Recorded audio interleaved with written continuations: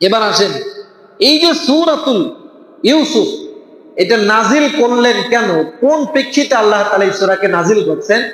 প্রত্যেকটি সূরার একটা শানে নুজুল আছে, সূরাতুল ইউসুফের একটা শানে নুজুল আছে, তথা সূরা নাজিল হওয়ার পূর্ব প্রেক্ষাপট, কোন প্রেক্ষাপটে আল্লাহ তাআলা আয়াতকে নাজিল করলেন? বিশ্বনবী জনাবে রাসূলুল্লাহ সাল্লাল্লাহু আলাইহি সাল্লাম ইসলামের শুরুতে মাক্কি জিন্দেগিতে যখন দ্বীনের প্রচার প্রসার চারদিক সাইলাব হতে লাগলো, ইহুদিদের বড় বড় পণ্ডিত এবং আলেমরা তখন মক্কাতুল মুকাররমার মধ্যে ছিল। ইহুদিদের বড় বড় আলেম, তাদের কানে যখন শেষ নবীর আগমন সম্পর্কে যখন খবর গেল, এখন একজন মানুষ সম্পর্কে যাচাই বাছাই না করেই তো আর তারা তার হাতে কালেমা পড়ে ঈমান আনতে পারে। তো ইহুদিরা চিন্তা করলো যে আসলে যদি সে সত্যি যদি নবী হয়ে থাকে, সত্যিই যদি মুহাম্মদুর রাসূলুল্লাহ সাল্লাল্লাহু আলাইহি ওয়াসাল্লাম আখিরি পয়গম্বর হয়ে থাকে, তাহলে তাকে কিছু প্রশ্ন উত্তর, তার কিছু জ্ঞান বুদ্ধির পর্যালোচনা করলে বুঝে আসবে আসলে এটা শেষ নবী, সত্যই নবী, নাকি কোনো মিথ্যা নবীর দাবিদার নিয়ে পৃথিবীতে আগমন করেছে। যথারীতি ইহুদিদের একটি জামাতকে একটি প্রশ্ন দিয়ে দিল ইহুদি আলেমরা, তোমরা গিয়ে মুহাম্মদুর রাসূলুল্লাহ সাল্লাল্লাহু আলাইহি সাল্লামকে জিজ্ঞাসা করবে, আমাদের ইতিপূর্বে একটু পৃথিবীতে নবী আগমন করেছিলেন, হযরত ইব্রাহিম আলাইহিস সালাতু ওয়াস সালামের সন্তান হযরত ইয়াকুব আলাইহিস সালাতু ওয়াস সালাম। নবীর নাম কি? হযরত ইয়াকুব আলাইহিস সালাতু ওয়াস সালাম। এই ইয়াকুব আলাইহিস সালাতু ওয়াস সালাম, ওনার জন্ম ছিল সিরিয়াতে, ওনার মৃত্যু হয়েছে শেষ পর্যায়ে মিশরে। কিন্তু তোমার নবী মুহাম্মদকে গিয়ে তোমরা জিজ্ঞাসা করবা, নবী ইয়াকুব আলাইহিস সালাতু ওয়াস সালামের জন্ম হইল, বড় হইল উনি সিরিয়াতে, কিন্তু উনি কোন কারণে হিজরত করে সিরিয়া থেকে উনি মিশরে আগমন করলেন, এই ঘটনা একটু তার থেকে শোনো।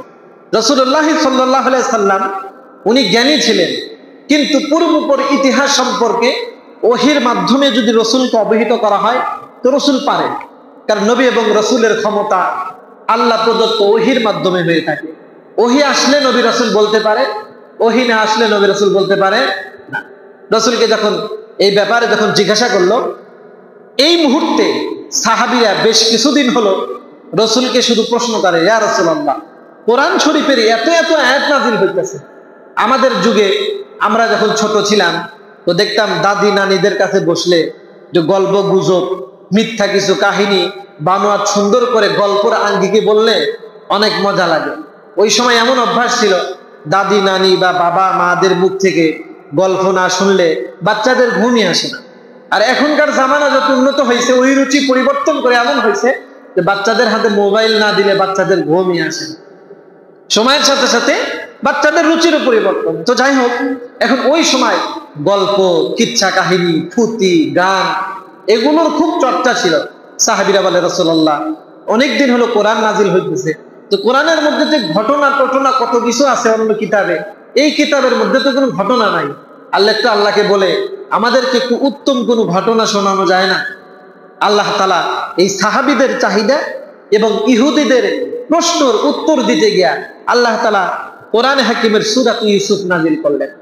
এখন নাজিল করে আল্লাহ তাআলা কি বলতেছেন, আসেন আমরা কোরআন থেকে শুনি। আল্লাহ প্রথমেই বলতেছেন, আলিফ লাম রা তিলকা আয়াতুল কিতাবিল মুবিন।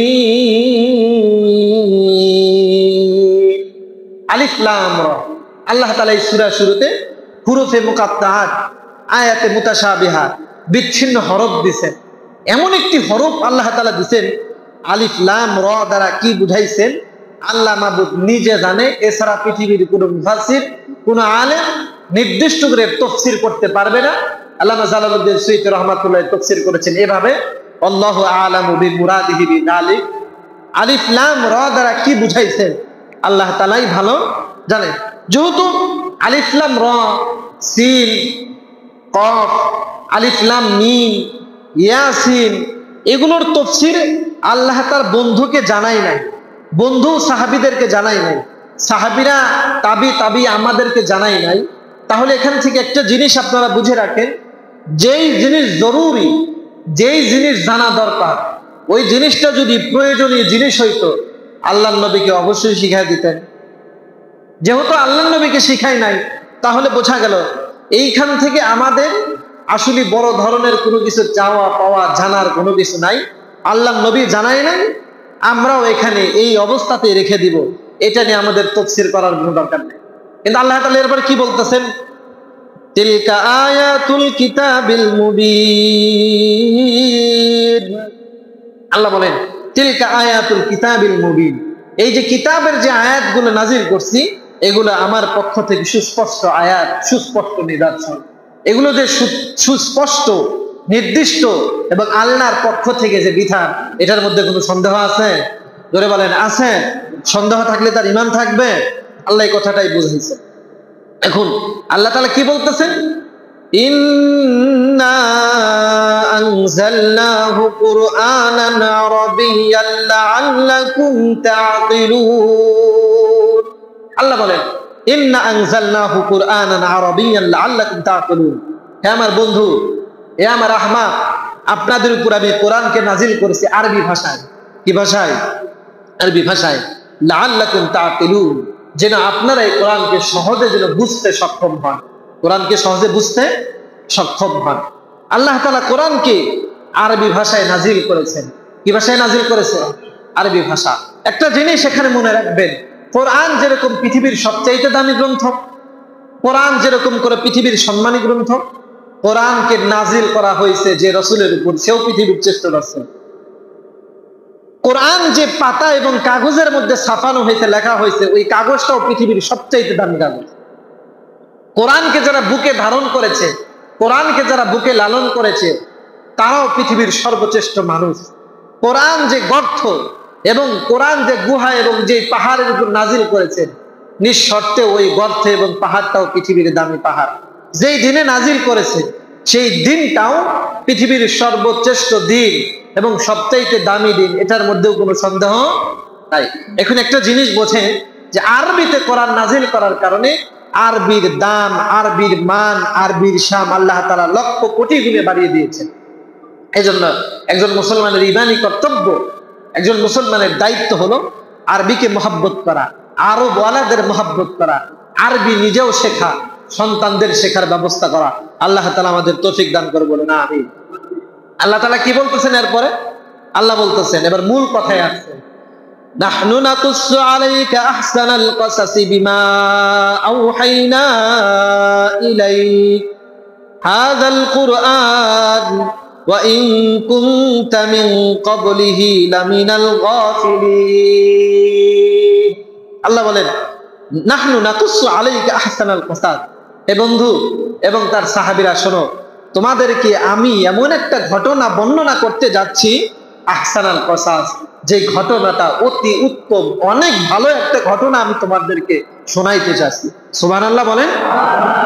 এখন আল্লাহ কত ভালো, আল্লাহ কত বড়, আল্লাহ যদি নিজেই বলে আমি তোমাদেরকে উত্তম একটি ঘটনা শোনাইতে চাইতেছি, তাহলে চিন্তা করেন ওই ঘটনাটা কত উত্তম, ওই ঘটনাটা কত ভালো, ওই ঘটনাটা কত দামি। এখন একটা জিনিস এখান থেকে বোঝেন, আল্লাহ আহসানাল কাসাস বলতে শুধু আপনি কানের সিদ্ধতা হবে, আপনার কানেই ভালো লাগবে, শুনতেই ভালো লাগবে, এরকম একটি গল্প শোনা এবং ভালোর জন্য আহসান বলেন নাই। আহসান কেন বলছেন? আহসান এই জন্য বলছেন, এই ঘটনার প্রত্যেকটি লাইনে লাইনে, প্রত্যেকটি দৃশ্যপটে উম্মতে মুহাম্মাদির জন্য, সারা পৃথিবীর মানুষের জন্য অনেক জ্ঞান, অনেক হিকমত, অনেক বুদ্ধি এবং মানুষের জীবনের ইহজৈবিক শান্তি এবং পরজগতিক শান্তির অনেক কিছু এসেছে। এই জন্য আল্লাহ তাআলা এখানে আহসানাল কাসাস উল্লেখ করছে। শুধু কি তাই উল্লেখ করছে? আল্লাহ কি বলতেছেন? বিমা আওহাইনা ইলাইকা হাযাল কুরআন, ওহীর মাধ্যমে আপনাকে আমি এই কোরআনে, আমি ওহীর মাধ্যমে আপনাকে এমন একটা ঘটনা শোনাইতেছি, ইন কুনতা মিন ক্বাবলিহি লামিনাল গাফিলিন, যেই ব্যাপারে আপনি পূর্বে অনভিজ্ঞ ছিলেন। রাসূল এই ঘটনা তো জানে না, আল্লাহ তাআলা এটাও রাসূলকে বলছেন। এখন এইটা বলার পর আল্লাহ তাআলা কোরআনের কথাগুলোকে মূল ঘটনার দিকে আল্লাহ তাআলা বাড়াইতেছেন। আল্লাহ তাআলা এবার ঘটনা বলা শুরু করছেন। কি ঘটনা? আল্লাহ তাআলা শুরুতেই ঘটনা বলতেছেন, সরাসরি ইউসুফ নবীর মূল ঘটনা থেকে এখানে আল্লাহ তাআলা কোরআনে আলোচনা শুরু করছেন। কারণ কোরআন যদি খুঁটিনাটি বিষয়কে যদি আলোচনা শুরু করে তাহলে তো কোরআন অনেক লম্বা হয়ে যাবে। দেখা যাবে অনেক বিষয় এরকম হয়ে যাবে, কাজের থেকে অকাজী জিনিস বেশি চলে আসবে। এই জন্য আল্লাহ তাআলা অত কথা অত বেশি লম্বাও করে নাই, আবার এত ছোটও করে নাই যেন কথাটা বুঝতে কষ্ট হয়।